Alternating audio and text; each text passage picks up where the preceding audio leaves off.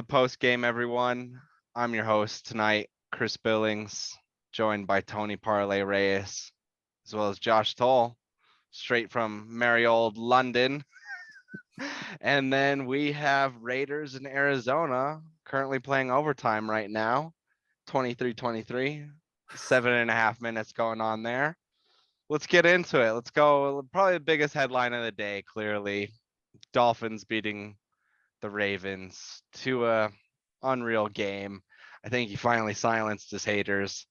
Josh, you haven't been here in a while. Let's start with you. Thoughts on Tua today? That's the one way to do it. They were down by 35-14 or something going into the fourth quarter, and then they just went off in that the fourth quarter. I mean, yeah, Tua stepping up, Waddle playing great, obviously already early in the season for the Dolphins. But I think what you have is an offensive-minded coach in Mike McDaniels, and that's been the hugest change for Tua, is just a guy that knows how to put him in the right situations that he's going to be able to succeed. He had the 2 early interceptions, able to overcome that.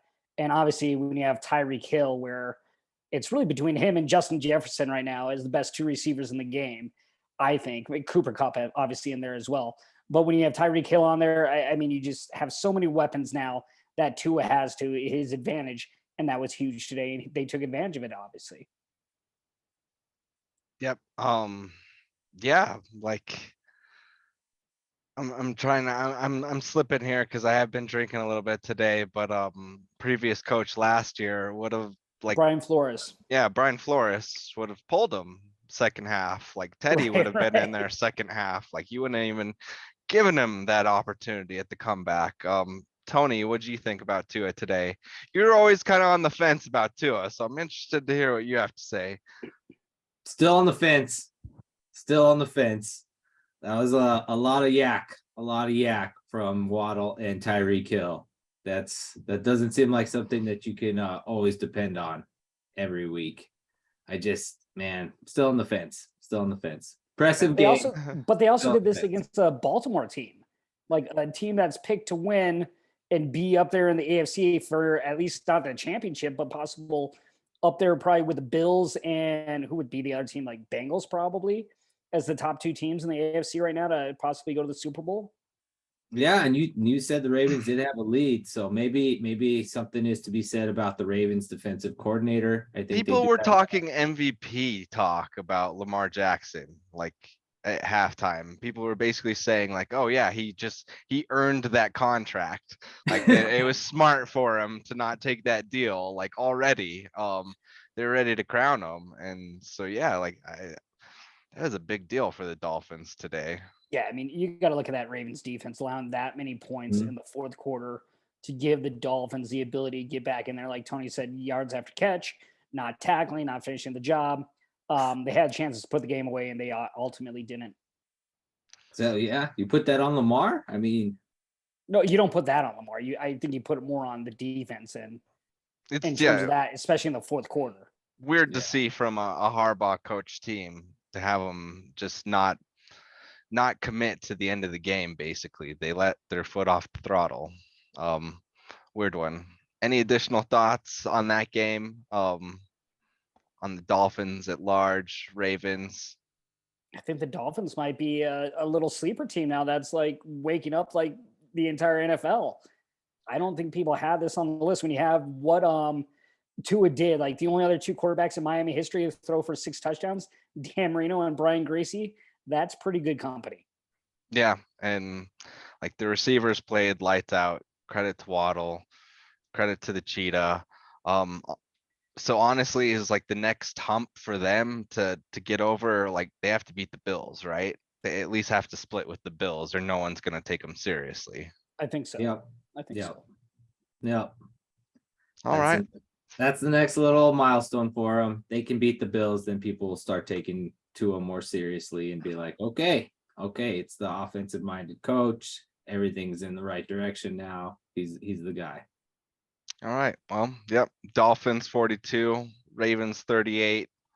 Dolphins jumped 2-0. Let's go to some more of the recent games. We might as well start with this team right here. Texans, Broncos. Broncos 16, Texans 9. honestly, like the game was a lot closer than that score would indicate. Very questionable calls by Hackett. I'll let Josh jump into that. That was rough. I think it goes right there with the questionable calls by Hackett, and it goes back to preseason. I can understand him not being a big fan of preseason when he was with the Packers, when he had been with Aaron Rodgers, when he's experienced that. But when you have a new DC, when you have a new quarterback, and you're in a whole new team, I think the preseason would have made a huge difference in terms of how he game manages, how they set up Russ in like an actual game situation. Like, yeah, they had one preseason like practice against the Cowboys. That's still not enough. So he's still learning on the go. But I think a lot of his mistakes and the Broncos' mistakes so far are more self-inflicted as opposed to what the other team's doing. You have the clock management issues, you have penalty issues. So that's another thing that they really need to get on, is be more disciplined and work on that during practice. And I think they can figure out the rest now here as the season progresses. Too many missed tackles as well, and too many drop passes today. But they're at least building. Are they anywhere near where they need to be? No, but they're at least getting a day by day, week by week improvement. So that's at least good in that regard. Honestly, I'm a little more shaken after this game. I thought their offense regressed. Yes, their defense played a little bit better, but I thought in terms of coaching, special teams, offense, all a regression today. I was disappointed to see that, especially at home, especially to have the fans counting down the play clock for you. That's never a good look. So, and then just to hear from some people actually in the stadium, just a weird vibe there of basically some fans saying, no, like stop counting down the play clock. Well, Freudian slip there. Well, the offense What's is on out your there. mind, buddy? Yeah. Well, the offense is out there, and then the other half are just so frustrated with the offense that like they're basically gonna like shout out the play clock to them. So interesting vibes still here in Mile High City. Tony, what were your thoughts on that game that I don't think you actually watched? The same thing. I don't really know what a successful offense looks like with Russell Wilson. I don't really think that you guys want to copy what Seattle did for the last decade. I think that in order to go ahead and take advantage of Russell I can Wilson, interject real quick though. Like they should have copied what Seattle did, and they should have run the fucking ball today. So like, well, when you're averaging over 6 yards a carry, yeah, they should. yeah. So yeah, like maybe they should have taken a note out of Seattle's playbook, but I'm sorry. I'll let you continue. just like that's gonna be what it is. And it's like you're just like creating an inferior version of what Seattle was the last decade. In order to go ahead and maximize Russell Wilson and take advantage of his athleticism, he has to have some designed runs. He has to have some of that to keep the defense honest and to keep the defense to be like, yes, he's someone that can make plays with his feet. Mitch Trubisky runs more than Russell Wilson now. Like, no, this isn't right. Like, Russell Wilson's athleticism was what made him elite, and that needs to be like integrated into the offensive game plan. And there's no like bootlegs where he's running off doing this stuff and making these runs. Like, you need that in the game plan for Russell Wilson to have a successful offense, or else you're just doing a shittier version of what Seattle did when they let Russ cook and he just sat in the pocket and fired downfield 40 times a game. To be fair, he was passing to Kendall Hinton and KJ Hamler today. And this goes back to actually, Tony, kind of what you did say in one of our tweets earlier during our little messaging with that second receiver. I don't think they needed one before this game and before, obviously, the season when they lost God, who did they lose? Tim Patrick. But now, depending on how long Judy's out with his shoulder injury, that's when they might actually look at bringing in that other receiver that you were talking about, whether it's Odell or someone else that's a veteran. I could see them doing that now if he's out for, say, 6 weeks. And I think that Hackett is smart. I think that it's just like it's going to take some time to figure out Russell Wilson. It's like I told you, like he is a special person. He is a special quarterback. He doesn't just like fit into a timing-based West Coast offense like Geno Smith did. Like that's what Seattle wanted. That's what Seattle wanted to do. Now? And so, what's going on? Give me some live reactions here in Arizona. Yeah, sorry. Hunter Renfrow just fumbled, and Arizona just took it to the house to win. Yep, that did just happen. I'm sure you had a lot of good things to say right there, Tony. My bad. Basically, No, it's basically okay. the red It's okay. line that indicates, Yeah. where their kicker's safely going to make it from. Hunter Renfrow fumbled it right there. Boom. Cardinals take it back. Cardinals win 29-23. That's ridiculous. But yeah, as unbelievable and as critical as I am of Russell Wilson and Hackett, I said at least midseason to evaluate this whole marriage at least before we can go ahead and have some idea of what's going on there. And that again goes back to the preseason. If they would have just played a half or 3 quarters, they'd be a little bit further along. They'd at least have better clock management, better penalty control. They would be better in that regard. Like I'm a firm believer, no matter what, that the regular season in football doesn't start until the 4th week, but you just push yourself a little bit behind the 8 ball when you don't play in one of the preseason. They are having real-time discussions of like what to do in terms of game management. It was wild to see. I don't think I've ever seen that, of basically discussing like, are we going to go for it? Or are we going to kick? Then taking the delay of game, you have to then punt it. That's some shit that happens in preseason. Exactly. So I hope it gets better from here, but like, let's not beat a dead horse. And that's also just learning on the job in general. First year coach. I hope to God this is learning on the job. Everyone has that. Like Fangio, Joseph, you name it. O'Connell's going with it with Minnesota. I'm sure McDaniel at some point will go through it with like Miami. McDaniel's had a very good first impression with the Broncos because I believe they won 6 straight and then went on to lose, I think, their next 8. So yeah, I hope it goes better for Hackett, but let's jump away from the Broncos. Let's go to Tony's Cowboys since he has that flag so prominently displayed. Cooper Rush. Talk to us about Cooper Rush. What is it with you and your backup quarterbacks? They always have amazing debut games, it seems like. Oh man, because it's like everything in Dallas, it's all reactionary. Everything's reactionary. Once the pressure gets turned up, the offense gets better, the defense plays better. All these players, I saw Noah Brown make catches that I was like, what? This guy looks like a Pro Bowl receiver. Last week he couldn't even get open, and he's like making catches in these plays against the Bengals. Straight shocked.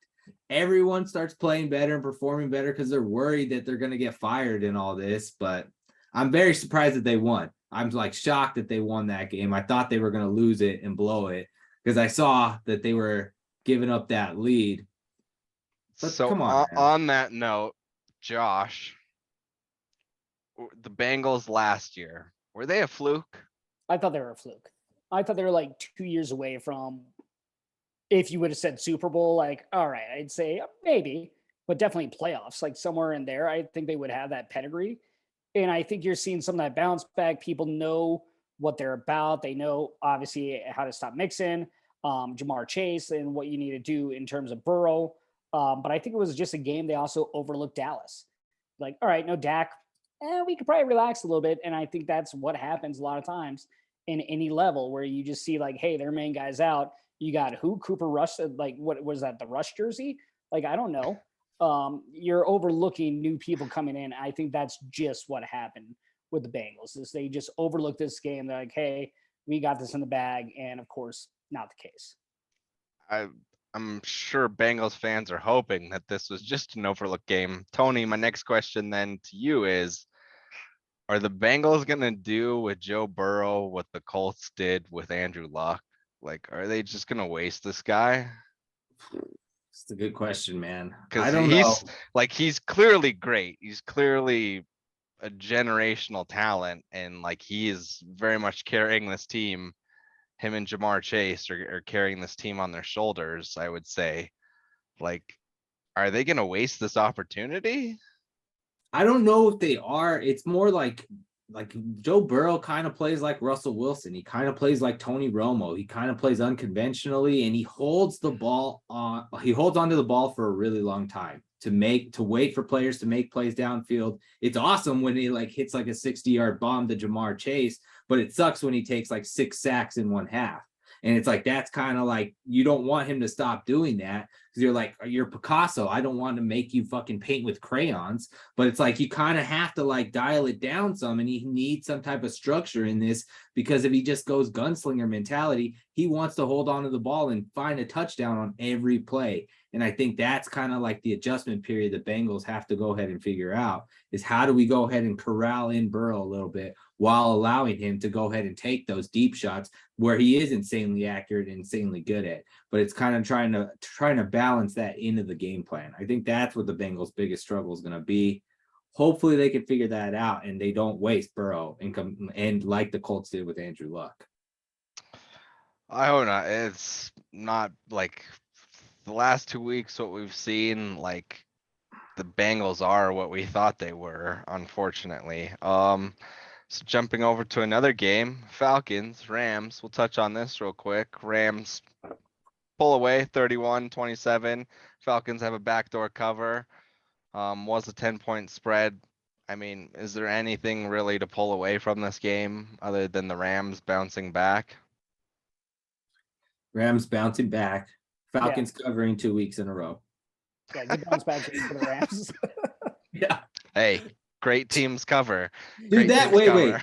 I saw on my phone while I was packing boxes that shit was 28-3. There were Twitter jokes, and you're telling me it was 31-27? Yes. Holy shit, Falcons. Yes. Yeah, there was a comeback, but I mean, you got Stafford, you got Cup looking like they did last year, so you at least have those guys. Again, it's still early in the season. You're going to see a lot more slip-ups here in the first 5-6 weeks of the season, and then teams like the Rams will put things together, and that won't be an issue going forward for them. All right. So next game on the West Coast as well. We'll keep it over there. Seahawks 7, Niners 27. As we said, I don't know if we caught that while we were recording. Trey Lance, basically broken ankle. Like I saw it real time of like it was dangling there and he was trying to stand up and I was like, this is terrible. Like Seahawks players like walked away from that. They're just like, this motherfucker's trying to stand up. Nah, I'm out before I puke, dog. So that seems to be the most noteworthy thing with that game. That's kind of a bummer. Jimmy G back in. I think that was the reason that the Niners didn't get rid of him. Tony, we'll jump over to you first. What were your thoughts on Seahawks Niners, if any? Jimmy G, the smartest one in the room, man. He outplayed the Niners. He was like, okay, you're going to draft this guy. I'm going to take this team to the NFC title game. And it's like Jimmy G he's better in the short term, but Trey Lance is like the long-term gamble because they just feel like they can't get over the hump with Jimmy G, which is understandable. And this is why, like, to bring it back to that whole conversation about Tua is like the questions are about him is that teams are starting to fall in love with like these quarterbacks, like they have these rocket arms and like Matt Stafford, Josh Allen, these Patrick Mahomes, these Herberts, these guys that they have all the tools. So they don't really want these game managers, but in the short term, sometimes these game managers are good on a week-to-week basis. And I think this is probably going to be better for the Niners this season. I think they'll probably be better than if they would have struggled to be like 8-9, 9-8 with Trey Lance. I think they're easily a 10-win team with Jimmy, probably going to be in the discussion to win that division and in the discussion to get that top seed in the NFC now. Well, let's not say win the division. Let's not go that far, Tony. I would say so, man.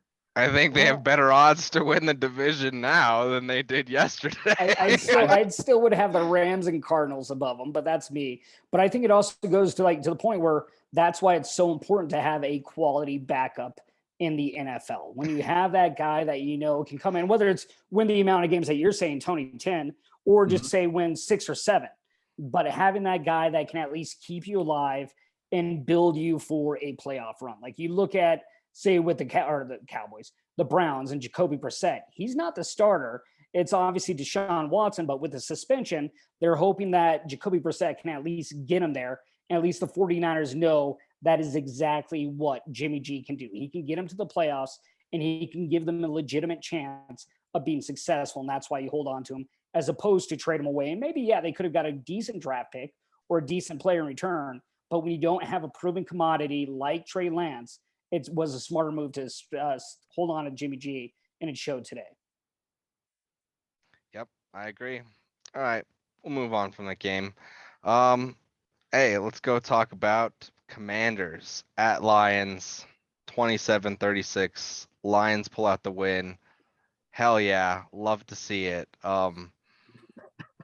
But like honestly, like my question for that game is I don't see Wentz lasting the season. 3 sacks by Hutchinson in like the first half. Ooh. Like he's Well, how about that interception that he had too? Like, yeah. or the fumble. Like, he just hasn't learned from his mistakes in the course of his career, which is mind-boggling. He's a guy that has starter capability, and you would think so. He was drafted what, number 2 overall, number 3 overall. He's a guy that should be a starter, but he's more of that like Jimmy G guy. He should be a backup. He should be a guy that is coming in for someone because he hasn't been able to prove it himself as a starter. No offense to you, Tony, but he would have been like a great backup for the Cowboys. Like Yeah, I am probably. like to come But they in, tried you to- know, win a couple games for y'all. But yeah, like I don't see him lasting the season. Congrats to the Lions. Like I actually see them doing some pretty decent things this year. That offense looks good. That defense right. is pretty decent as well. Hutchinson is no joke. Like honestly, like I believe Tony and Nick had him picked for defensive rookie of the year. That looks pretty easy. We got So St. Brown there as a receiver too. I mean, they got yes, pieces. I don't believe in Jared Goff, but they got pieces, and like what that team does have is heart. Like if you with put like what would be a college team out there, that would be the Detroit Lions. Like everything hey, in a college Amon team. Ross, St. Brown, and then DeAndre Swift. Like they got some guys that can Yeah. scoot. To be honest, so move on from that game. Wait. Well, Let's not bury the lead here. This Lions offense is a wagon. That is 3 straight games they've scored more than 35 points in, and Jared Goff is their quarterback. That's ridiculous. And they are going to get Jamison Williams from Alabama back midseason, who was like electrically fast last season in college. So this offense is just going to get better and maximize everything that Jared Goff has. So I don't know, man. We could see a wild card conversation for the Lions. I wouldn't be surprised. I usually attribute it to just the Hard Knocks bias, but it seems like they're building a reasonable team out there in Detroit over the last couple of years, and that they're staying the course. Let's build a culture. Let's build around some of these guys, and it's working. And I'm kind of jealous. Like I wish we had that in Denver, but we haven't. They have their identity of what they want their team to be, and that's huge. And now they have a leader in Dan Campbell. So yep. So all right. Now can we move on to Pat Steelers, Tony? Go ahead, right. Pat Steelers. All right, I'll let you talk to me about Pat Steelers. Like not much to say there. Like it seems like this game was like a regression to the mean for both teams. Dude, Mitch Trubisky, I don't know how much longer he's going to be out there before Kenny Pickett gets the call. Mitch, he is bad. So bad. Like he doesn't know how to play quarterback. I like watch him play. I'm like, you do not know how to play quarterback. He needs to play that VR game that I just saw and learn how to play quarterback, because he's an athlete that's just trying to play quarterback. And like he can run and he can make some throws, but he does not know how to play quarterback at all. You'll be like, 3rd and 6. This pass is short of the sticks. It's 3rd and 6. Why are you throwing this pass like 3 yards? I'm just like, what is happening? You have like no QB IQ. It's crazy. It's crazy. But we talked about it. I think they're purposely shielding Kenny Pickett unless like Mason Rudolph or Trubisky goes down with a long-term injury. Like I don't see how he gets playing time this season. there's also no reason to rush him. Like Okay. that's the problem with the NFL is we want to rush quarterbacks in. And when you rush them, that's when they tend to make mistakes. And that's where you have all the issues. So why not just hold them? Hey, let them learn and see what happens. And if you're in this spot and say week 8, then all right, maybe you can give Kenny Pickett the reins, or maybe you just give him a year to redshirt, year to learn. And then next year be like, all right, here you go. Now go see what you can do. Well, I gave credit to Tomlin for doing that. He knew that if Trubisky came out and just laid fucking hot biscuit after hot biscuit out there, that fans would be like, yeah, no, get Kenny Pickett in there. And so it was honestly smart for him to kind of like use Mason Rudolph as that buffer to where fans, I guess on a subconscious level, they can't just go out there and rabidly call for Pickett. There's going to be steps to going to it. So I do give Tomlin credit in that regard. He doesn't want to rush him. He doesn't want a Tim Tebow situation either. So yeah, like Steelers, it seems like they are what they are this season. Same with the Pats. They are what they are. I will ask. I was going to say, you got to wonder what's going to happen with Mac Jones here in his second year. Is he going to improve? Because he did have one great ball today, but he also had one of those interceptions. You're like, what are you doing on that throw? So it's going to be interesting to see how he either progresses or regresses under Belichick this season. So that was going to be my question. I was going to ask both of you. Do you take Jimmy G or Mac Jones as of right now? Josh, I'll let you start. Oh, easily Jimmy G. All right. Tony? Same. Jimmy G. All right. I'd take Jimmy G as well. Just experience. That's all it is. It's like, yeah, clear. Yeah. Just being there and showing up, he's gotten the experience. All right. Let's jump into some of the, well, we already are jumping in some of the earlier games. Panthers, Giants. Panthers suck, man. Like I'm so shocked, honestly, by how much this team sucks. I don't think Matt Rule is gonna last like another 3 games. Thoughts on that, Tony? I'll let you start on this. Panthers. I am sorry I ruined the parlay with my Panthers pick. Jesus Christ, help me. While I was in this little garage packing, I'm on my phone and I see 3rd and 6 Giants midfield. I'm like, oh shit, they're gonna stop them and punt this back to the freaking Panthers, come back, tie it up, win this game. No. Daniel Jones breaks an 11-yard run, somehow through the middle of the Panthers defense, gets a first down, ices that game. They suck, dude. The Panthers are terrible. They straight up are terrible. They were losing most of that game. They had a chance to come back and win. No, they're bad. You're right. Matt Rule's not going to make it out of October.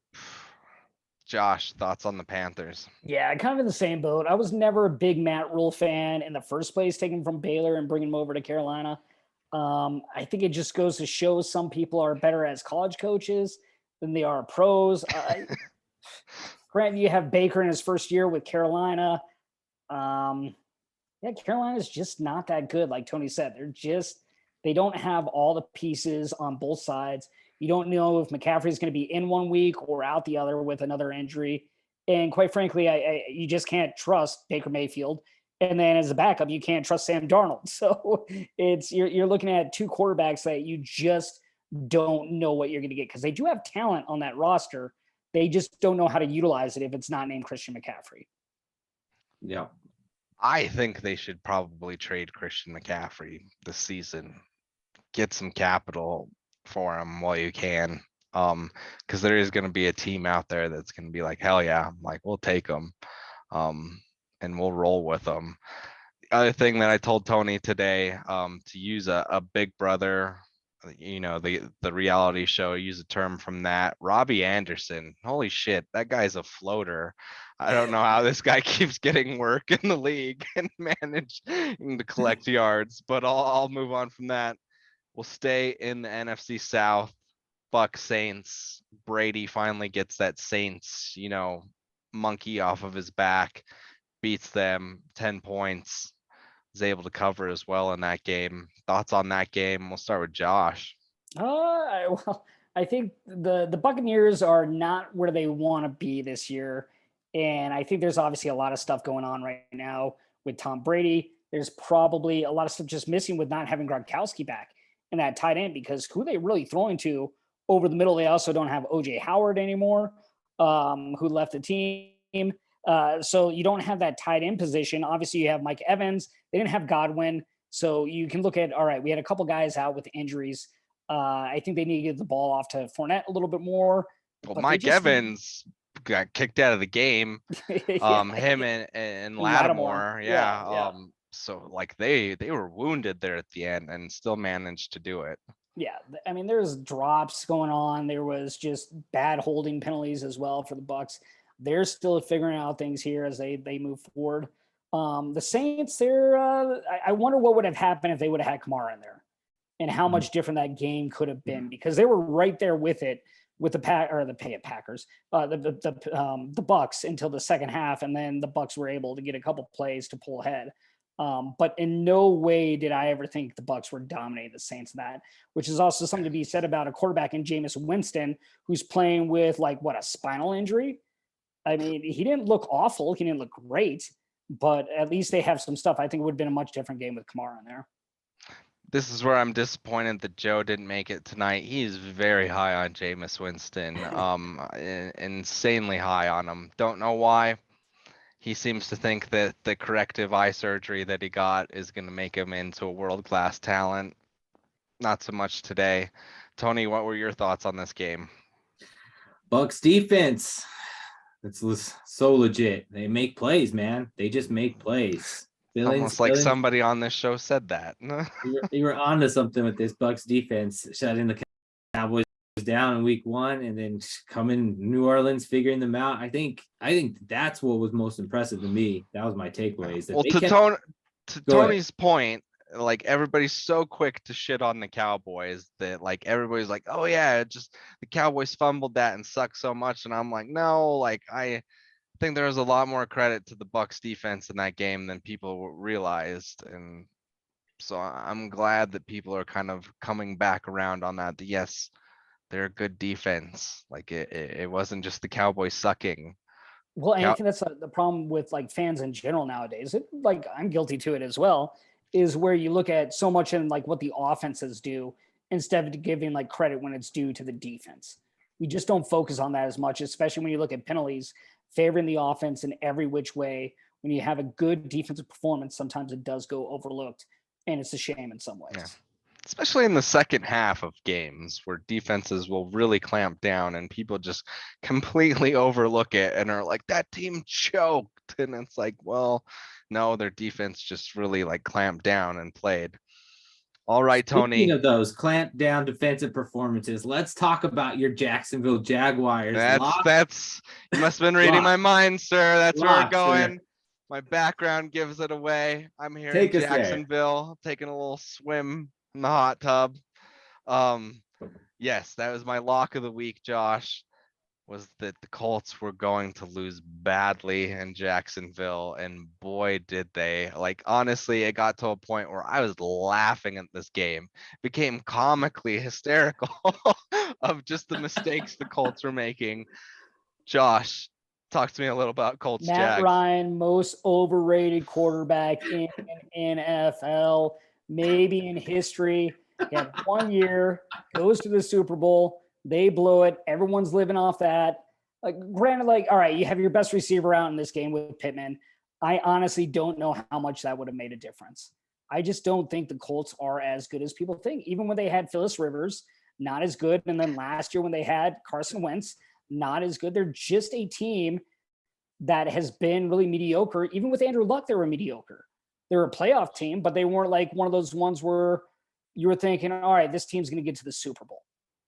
So I don't know what's going on with that organization, but they're just like, hey, if we make it to maybe the wild card game, we're good. And if not, then like, all right, that's kind of what people expect now. Yeah. Like, funny you should say that. I did predict them to go to the Super Bowl because I thought they had a really good team last year, and I thought Carson Wentz was ultimately the detriment to that team. And so I figured like, hey, you know, veteran, competent quarterback that can just hand the ball off to Jonathan Taylor can come in and get this team and carry them to a Super Bowl. And boy, was I wrong. Like Matt Ryan does not seem to be the answer for that team. Tony, what were your thoughts on Jags Colts? Do you regret your choice now? Do you regret picking the Colts? I do. Hot seat, Frank Reich. As Josh has laid out here, Phillip Rivers, Carson Wentz, and now Matt Ryan. maybe he's the problem. Maybe he's just not head coach material and he's not able to get that team over the hump. I think that Ballard, their GM, has done a pretty good job of assembling talent for like their roster. I think that maybe Frank Reich's just not a good coach. And that's what's getting overlooked. Because I mean, it's pretty like good teams. You go back to coaching, what we're talking about with Matt Rule with Carolina. You can go back to Jacksonville last year with Urban Meyer and how much of just a poop show that was. So maybe you're just seeing things changing in Jacksonville for a good reason. You have Robinson that was tearing up in the backfield. You have Trevor Lawrence, who's looking better as a quarterback. So you're seeing some growth from last year's team into this year. So I think you're seeing a good step in the right direction if you're a Jaguars fan. And I think that's got to be exciting, especially for a team that, at some point is going to be moving to London, right? Is that still going to happen? It's got to be happening. No, I do not see that happening anytime soon. But yeah, Jags are moving in the right direction. Colts very much not moving in the right direction. But I will say, like, Irsay is, like, he's shown in the past that he's loyal to a fault almost, that he keeps people around way too long when he shouldn't. So I don't see Frank Reich going anywhere anytime soon. All right, Jets, Browns. I'll let Tony talk about this game. Jets end up squeaking out the win 31-30. And honestly, like, I walk away from this game saying, like, that Browns team looks pretty good considering that they're without Deshaun Watson right now. Tony was kind of first on this, that he was like, yeah, I think they're a pretty decent team that can carry themselves pretty far. So Tony, thoughts on this game? Thoughts on the Browns? How did the Browns lose that game? Joe Flacco and Garrett Wilson just going down the field on them, making all kinds of plays. I don't know. This Browns team, the football gods are angry with them. That's my people like they're comparing Garrett Wilson to Justin Jefferson. I was like, whoa, yeah, like, let's pump the brakes there a little bit, folks. But I think it's like more of a sign of like, all right, you see what Cleveland's offense can do with Chubb, with Amari Cooper, but the defense that was supposed to be elite, and you let Joe Succo just lead a team to victory in his prime, supposedly in his prime. I don't know. But like that's what like worries me most about the Browns. It shouldn't be the defense that I'm worried about. It should be the offense with Jacoby Brissett in there, a guy that's just going to game manage it and just essentially hand the ball off, don't make mistakes, and your defense will win the game. And that should have been the case today, and that wasn't. Like, the defense needs to step up. Yep. Definitely a little bit of a letdown after that emotional game versus Baker last week in Carolina. Man, they just took their foot off the gas against Joe Flacco. They were winning that game. They easily had that game. So my next question for you guys is this: is Nick Chubb underrated in the NFL? Like, he seems like he's one of the premier backs, and he just doesn't get the shine that some of the other running backs get in the NFL. Am I right or wrong? Who would you say those other running backs are? I feel like now, like Derrick Henry, maybe. Well, like Derrick Henry deserves it, but yes, he got a lot more limelight in the last couple of years. But like Christian McCaffrey, Saquon Barkley, Ezekiel Elliott in the past, even though the shine's kind of worn off on him a little bit. I just think, like, for running backs nowadays, it's just hard to hold that shine. But yeah, I think he's underrated. He should be getting more credit than he is. But in this league where it's all about throwing the football downfield, unless you're catching balls out of the backfield like Saquon, like Christian McCaffrey, obviously, like Dalvin Cook out of Minnesota, you're not going to be getting talked about unless you're, Derrick Henry, where you're just trucking people for the most part. Understandable. I would agree with that. Nick Chubb's not on social media. He's like against social media. And so that's probably another reason why he's not like hyped about like any of the rest of these running backs. It's pretty weird. And he just seems like he's a quiet guy too. Yeah. Like, he's like Tony was saying, not on social media, not about the limelight, just goes in, does his job, and then, leaves the building, goes home, enjoys his life, comes back the next day. Yep. Hopefully not so quiet that he's just going to massage parlors after practice. But all right, gentlemen, before we go, final thoughts on just the day, week 2. I'll just kind of say it myself and start out. The game's a little more boring than week one. I'll say it. Definitely those 11 o'clock, 1 p.m. Eastern games.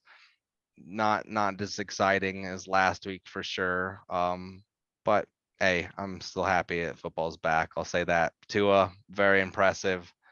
I'm not gonna just jump off the ledge like some people though, and be like, this guy's the next, great talent in the NFL. But that's what he was projected to be because he was what, top 5 pick? Yeah. I mean, you just look what he did at Alabama. Everyone was expecting this, and I wouldn't say he's living up to it, but at least well, 6 touchdowns will get you talking about him. That's there, for sure. there is some revisionist history out there of people of like, well, like people now think like Herbert was the obvious choice over Tua, and it's like, no, like at the moment that was not even close to being true at the moment at the time. So I hate that kind of just revisionist history right there. But no, like honestly, like I did not see Tua getting close to 500 yards and 6 TDs. If you would have asked me that draft night of does he ever do this throughout his career, I would have flatly said no. He will never have a game like that. um, so like yeah, like I guess you've kind of said it for me, Josh, and I'll let you carry more. Like Tua, was he the storyline of the day? He was definitely the storyline of the day, and right now I'd say the Dolphins so far, because of this performance, might be the storyline of the season, being 2-0. It'll depend on what the Vikings do tomorrow night. But I think right now the two teams, in terms of like jumping out, which isn't to say much because we're only 2 weeks in, are the Dolphins. And again, let's see what the Vikings do tomorrow night, and we'll go from there. Okay. Tony? I would agree. I would agree with a lot of that. I think that Tua did have a career night. It was very impressive. We'll see how long he can keep it up, but I agree with what Josh is saying. Dolphins impressive. We'll see what the Vikings do. Looking forward to that Monday Night Football doubleheader. Those should be some good games. I think I also saw it that like Tua had, I believe, like 0 sacks in that game. And so like him not taking hits anymore, that's huge. It is. For that guy, especially with his health issues. But So I think it also just goes back to that, hey, they put it all in his hands, like Chris, you mentioned earlier with Flores. They're not going to take him out like if he makes an incomplete pass or makes an interception. They're rolling with Tua now. So it's his team. He's not looking over his shoulder. And I think that's just given him so much more confidence. And yes, add in again Mike McDaniel to the fold and how much that changes things. Oh, in terms of that, in terms of like, let's just go kind of the micro level with the Dolphins. This game was huge in terms of erasing all that talk from the last 2 years that like we've talked about it on shows even last year, that Tua, like he had to have just heard that noise and he had to have known like your owner's trying to shop you. Basically, he's trying to replace you with Lamar Jackson, the guy that you just beat. And boy, did he come out and just erase all of that tonight. And that has to be like, for that guy personally, has to be such a huge burden lifted off of his shoulders tonight of just like, yeah, like, nah, all the noise that I've been hearing the last 2 years was bullshit. And like, finally I have a guy that like he believed in me and put me out there and surrounded me with talent. And so yeah, I want to see what he does with this confidence. Like if most he comes catchable ball in the NFL. 16 proves it. Hey man, like I'm starting to want whatever the Dolphins are smoking over there because it seems to be working. And it's been a cultural shift for them as well. And that's a great thing. We're talking about a team that we didn't expect to be talking about. Like that's a big thing. You could also probably talk about the Chiefs and what they've done. They've kind of gone so far like under the radar here in these first 2 weeks. But like the Dolphins have been the splash. Yeah. Like I've just been hot. Like they've been a lovable favorite of mine. And we know Nick loves them. And yeah, so I've had this small space in my heart for them. I've always wanted them to see them be successful. Their fan base like truly just craves that team being successful. Like I honestly think that the Miami sports fan base would trade in those LeBron championships for one Dolphins championship. I truly believe that. Like, that's how much they love Dolphins football.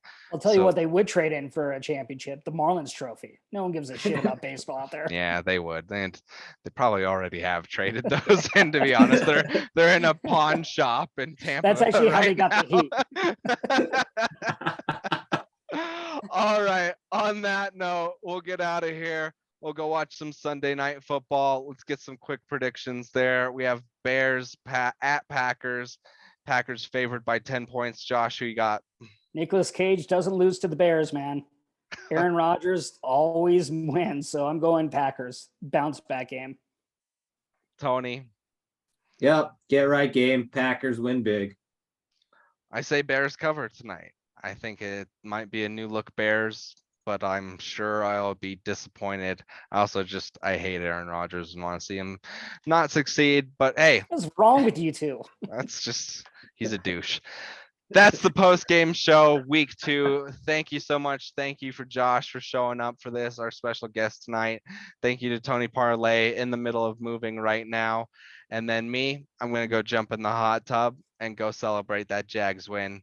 Thanks, everyone. Have a Make great your night. bed, Tony. Make your bed, bud. Sicko. Thanks for watching the Sports Buds. Be sure to like, follow, and subscribe.